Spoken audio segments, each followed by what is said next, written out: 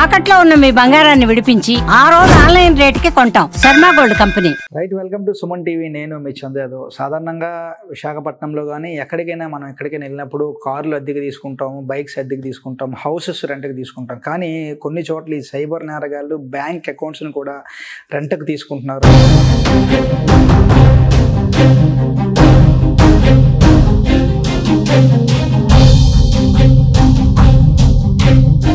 రెంట్కి తీసుకుని దాంట్లో కోటాను కోట్ల కార్యకలాపాలు నడుపుతా ఉన్నారు. అసలు ఈ బ్యాంక్ అకౌంట్స్ రెంట్కి ఇవ్వడం ఏంటి, బ్యాంక్ అకౌంట్స్ అలా తీసుకోవడం ఏంటి, ఇది ఫస్ట్ టైం మనం వింటున్నాము. సో దీనికి సంబంధించి విశాఖ నగర పోలీస్ కమిషనర్ శంకర్బ్రత బాక్షి గారు ఉన్నారు. అసలు ఈ బ్యాంక్ అకౌంట్ రెంట్ కథ ఏంటి అడిగి తెలుసుకునే ప్రయత్నం చేద్దాం. సార్ చెప్పండి, ఈ మధ్యకాలంలో మనం తరచూ వినే ఉంటున్నాం ఈ బ్యాంక్ అకౌంట్స్ కూడా రెంట్కి తీసుకుని సైబర్ నేరగాళ్ళు ఆర్థిక నేరాలకు పాల్పడుతున్నారని వింటున్నాం. అసలు బ్యాంక్ అకౌంట్స్ రెంట్కి ఎట్లా సార్ ఈ ప్రాసెస్ జరుగుతాం? ఇప్పుడు అనుకోండి, నేను ఒక సైబర్ మోసం చేద్దామని ప్లాన్ చేశాము. ఇప్పుడు మీ అకౌంట్ నుండి డైరెక్ట్గా నా అకౌంట్కి డబ్బు వచ్చేస్తుంది. అలా ఉంటే పోలీసు వాళ్ళు నన్ను వెంటనే పట్టుకుంటారండి. ఎందుకంటే మీ అకౌంట్ ట్రాన్సాక్షన్, మీ బ్యాంక్ అకౌంట్ స్టేట్మెంట్ చూస్తే తెలిసిపోతుంది మీ అకౌంట్ నుండి డైరెక్ట్గా నా అకౌంట్కి వచ్చింది. అదే రోజు నన్ను పట్టుకుంటారండి, మొత్తం డబ్బు నా అకౌంట్ నుండి రిటర్న్ చేయమంటారండి. కేసు 1 డే 2 డేలో అయిపోతుంది. కానీ సైబర్ నేరగాళ్ళు వాళ్ళకు తెలివి ఎక్కువ. వాళ్ళు చాలా ఆలోచించి ఈ నేరాలు చేస్తున్నారండి.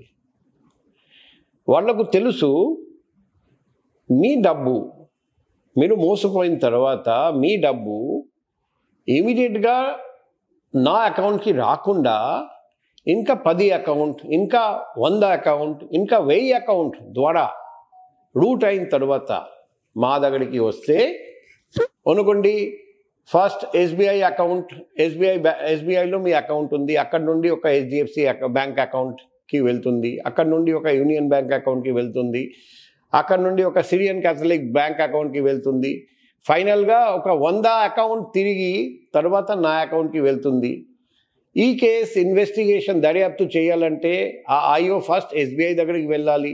ఎస్బీఐ అకౌంట్ స్టేట్మెంట్ చూస్తే హెచ్డిఎఫ్సికి వెళ్ళింది, నెక్స్ట్ హెచ్డిఎఫ్సికి బ్యాంక్కి వెళ్ళాలి. ఆ అకౌంట్ స్టేట్మెంట్ చూస్తే సరే ఇప్పుడు ఐసిఐసి బ్యాంక్కి వెళ్ళింది అకౌంట్కి, ఆ అకౌంట్ చూడాలి.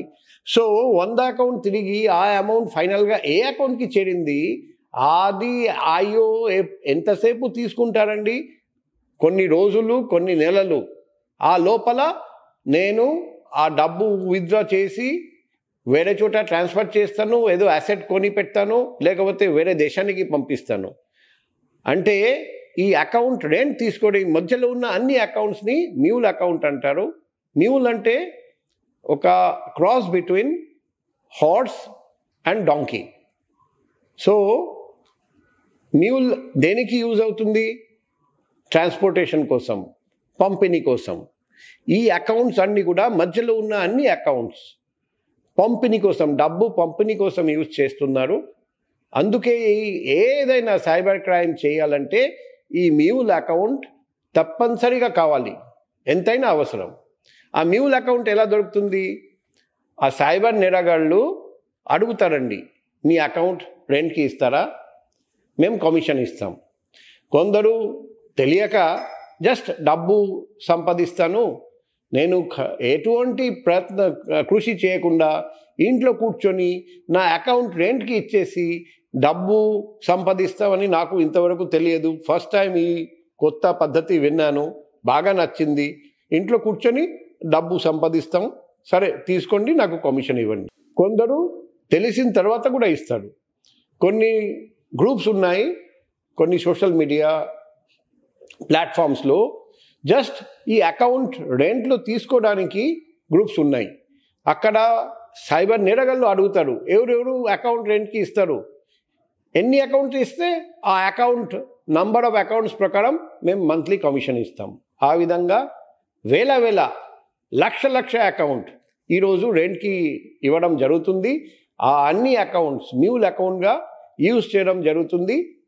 సైబర్ నేరం చేయడానికి. అందుకే ఈ అకౌంట్స్కి ఎంత సార్, ఎట్లా కమిషన్ ఇస్తారు, ఈ డబ్బులు ఏ విధంగా పంపిణీ అవుతాం సార్? అంటే ఇప్పుడు ఫర్ సపోజ్ ఒక అకౌంట్ ఇచ్చారంటే అకౌంట్కి మంత్లీ వైజ్గా వీళ్ళు పే చేస్తారా, లేకపోతే ఇయర్లీ వైజ్గా పే చేస్తారా? ఎంత డబ్బులు ఇచ్చే అవకాశం ఉంటుందంటారు?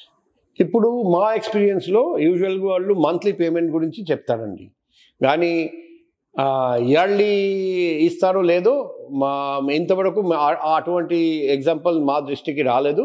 కానీ అది ఆ ట్రాన్సాక్షన్, ఆ ఒప్పందం మాత్రం మ్యూల్ అకౌంట్ ఎవరు ఇస్తున్నారు రెంట్కి, ఎవరు తీసుకుంటున్నారు, వాళ్ళు ఇద్దరి మధ్య అది ట్రాన్సాక్షన్. అది మాకు నచ్చకపోవచ్చు, నేను చెప్తాను అంత తక్కువ కమిషన్ నాకు వద్దు, నా కమిషన్ ఇంకా పెంచాలి, అప్పుడు అతను పెంచొచ్చు, లేకపోతే చెప్పొచ్చు సరే నాకు వద్దు, నేను వేరే అకౌంట్ తీసుకుంటాను అని అలా.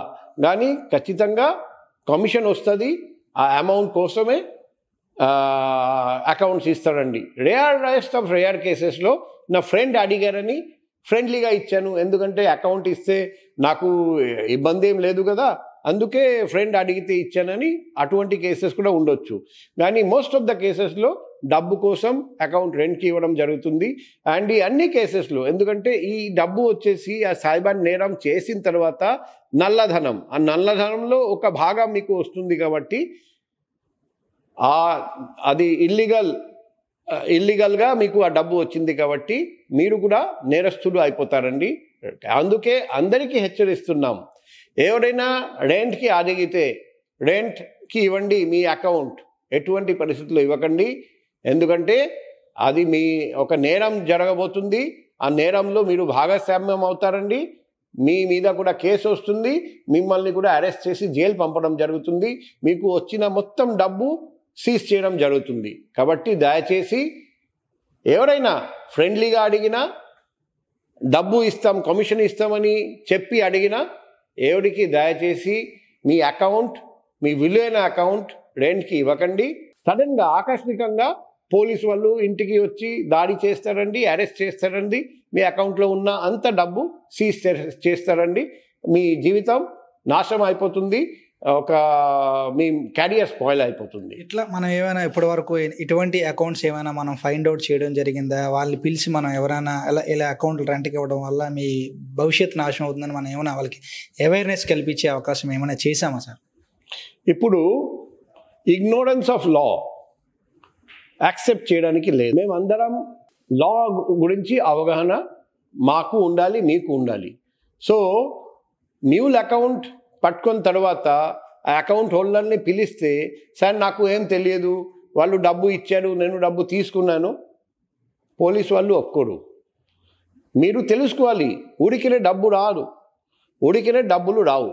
సో డబ్బు మీకు వచ్చింది, కమిషన్ మీకు వచ్చింది, ఖచ్చితంగా ఏదో ఒక కారణం వల్ల వచ్చింది, అది మీరు తెలుసుకోవాలి. ఒకవేళ మీకు తెలియదు, ఇది నల్లధనం తెలిసింది, మీరు వెంటనే పోలీస్ దగ్గరికి వెళ్ళి చెప్పండి, మీరే చెప్పండి, సార్ నేను తెలియక ఇచ్చాను, ఇప్పుడు నాకు అనిపిస్తుంది ఏదో ఒకటి తప్పు జరుగుతుంది, నేరం జరుగుతుంది, నా అకౌంట్ వాళ్ళు యూజ్ చేయబోతున్నారు, లేకపోతే చేస్తున్నారు, కాపాడండి సార్, నాకు తెలిసిన ఇన్ఫర్మేషన్ అంతా మీతో షేర్ చేస్తాం. అటువంటి కేసులు ఖచ్చితంగా పోలీస్ మీకు హెల్ప్ చేస్తారండి, అప్రూవ్గా పెడతారండి, అది కూడా చెప్తున్నాం. ఇట్లా మనం ఏమైనా ఇప్పటి వరకు ఏమైనా అకౌంట్లు అలా ఫ్రీజ్ చేయడం కానీ తెలిసి పట్టుకోవడం కానీ జరిగిందా సార్? మేము ప్రతి కేసులో చాలా మ్యూల్ అకౌంట్స్ ఫ్రీజ్ చేస్తున్నాం, డబ్బు సీజ్ చేస్తున్నాం, ముద్దాయిలను అరెస్ట్ చేసి జైలు పంపిస్తున్నాం.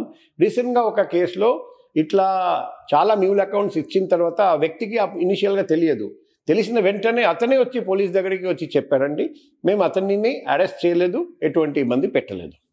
సో ఇది ప్రస్తుత పరిస్థితి. తప్పు చేసిన వాడికే కాదు, తప్పు చేసేందుకు సహకరించిన వాళ్ళు కూడా చట్టం ముందు శిక్షార్హులు అవుతారు. ఆ విధంగా ఇప్పుడు ఏదైతే మనం మాట్లాడుకుంటున్నాం అకౌంట్ రెంట్కి ఇచ్చే విధానాన్ని మ్యూల్ అకౌంట్స్ అంటారు. ఈ మ్యూల్ అకౌంట్స్ ఎవరిచ్చినా కూడా సో మీకు తెలిసిచ్చినా తెలియకిచ్చినా కూడా మీరు నేరస్తులుగా పరిగణించబడతారు. అటువంటి ఏమైనా మీకు ఇన్ఫర్మేషన్ తెలిస్తే మీ అకౌంట్ను ఎవరైనా ఆ సైబర్ నేరగాలు కనుక అడిగితే తక్షణం మా వద్దకు వచ్చి మీరు సమాచారం ఇవ్వండి.